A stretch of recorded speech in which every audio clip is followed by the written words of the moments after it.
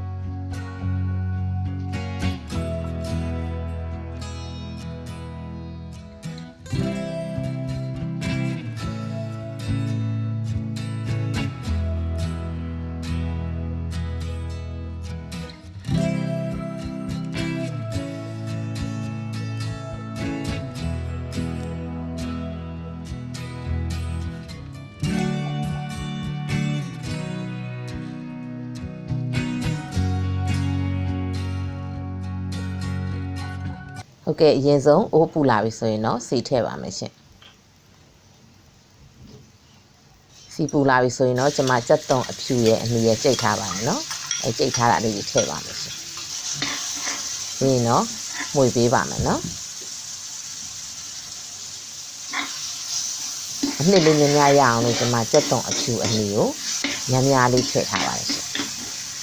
စနင်းထည့်ပါမယ်ရှင်ပြီးရင်တော့အနံလေးပေါ့နော်မှွေးလာတဲ့အထိထုံးစံအတိုင်းစီကြာလေးတက်ပေးပါမယ်ရှင်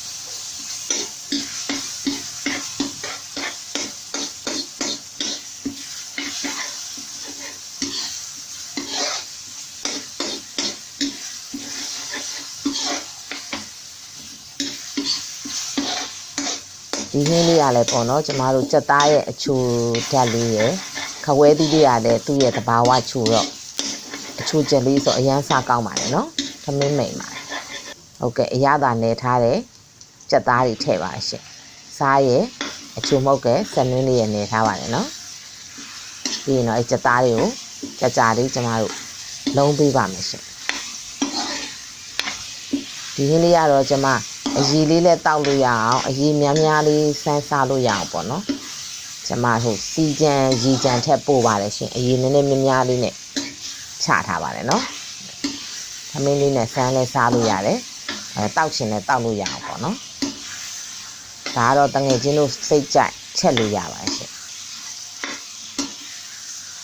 ဟုတ်ကဲ့ကြာလေးကြက်သားလေးတွေကိုစီတက်ပေးပါတယ်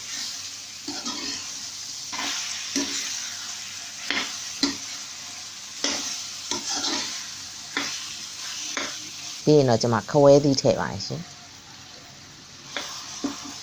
ခဝဲသီးနဲ့ကြက်သားနဲ့ကိုသမအောင်ကြာလေးကျမတို့လုံးပေးပါမယ်နော်ခဝဲသီးကနူးညံ့တဲ့အတွက်ရေကိုအရန်အများကြီးလည်းမထည့်ဘူးအရန်နည်းနည်းလည်းမထည့်ဘူးရှင်နေတော်လေးထည့်ပါမယ်နော်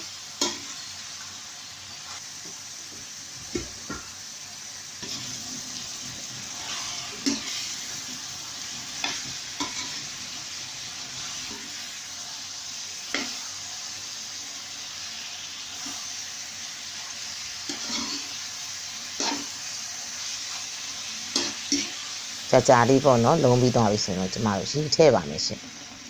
ကျမတော့စီကြံရေကြံမှနည်းနည်းလေးများများချမှာဖြစ်တဲ့အတွက်ရေလေးနည်းနည်းလေးပိုထည့်ပါတယ်နော်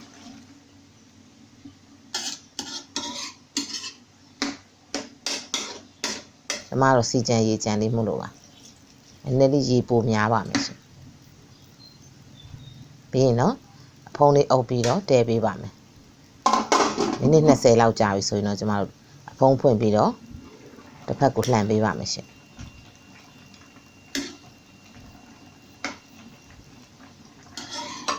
စီပီချက်ကလည်းနူးညံ့ပါတယ်နော်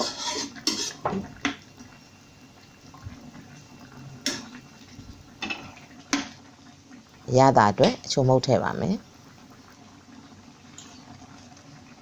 စားထည့်ပါမယ်ရှင်ကျွန်မငပြားကြီးထည့်မချက်ပါအောင်နော်စားလေးနဲ့ချက်ပါမယ်ရှင်ဒီဟင်းလေးကစားလေးထည့်ချက်တာပို့ပြီးတော့လိုက်ဖက်ပါတယ်နော်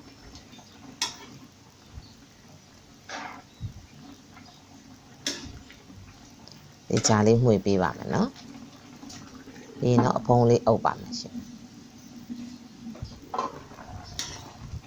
ဟုတ်ကဲ့အဲ့လိုနဲ့ပဲပေါ့နော်ကျမတို့အဖုံးလေးအုပ်လိုက်ဖွင့်လိုက်နဲ့အသားလေးတွေကိုလှန်ပေးပါမယ်ရှင်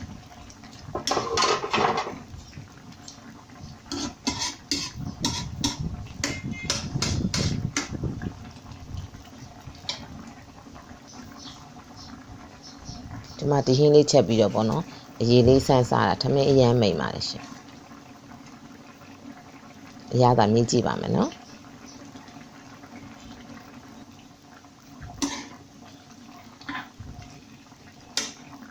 ဒါနေမကောင်းတဲ့လူတွေအတွက်လည်းဒီဟင်းလေးကတင့်တော်ပါတယ်နော်ဒီခဝဲသီးလေးနဲ့ကြက်သားလေးနဲ့ဆိုချိုချိုလေးဖြူတယ်လေးဆိုတော့နေမကောင်းတဲ့လူတွေအတွက်လည်းအဆင်ပြေပါတယ်ဒီဟင်းလေးကဒီအနေထားဆိုရင်တော့ကျမအကြိုက်ဖြစ်ပြီပေါ့နော်ကျမခတ်ထည့်ပါမယ်ရှင်ဒီအနေထားကြတော့ကျမအရည်လေးနဲ့တောက်မယ်ထမင်းနဲ့လည်းအရည်ဆန်းစားပါမယ်ရှင်အဲ့ဒီအတွက်ကျမရည်နည်းနည်းလေးများများခြံထားပါတယ်ရှင်တငယ်ချင်းတို့ကတော့ကိုယ်စိတ်ကြိုက်ကလေးချပါနော်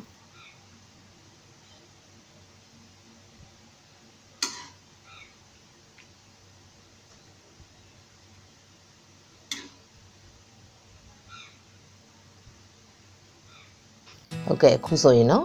အရသာကောင်းမွန်နဲ့ထမင်းစားလို့လည်းကောင်းတဲ့ကြက်သားခဝဲသီးအချိုချက်ဟင်းလေးရပါပြီရှင်ကျမရဲ့ဗီဒီယိုလေးတွေကိုကြိုက်နှစ်သက်တယ်ဆိုရင်တော့ like and subscribe လေးလုပ်ပြီးတော့အားပေးခဲ့ကြပါအောင်နော်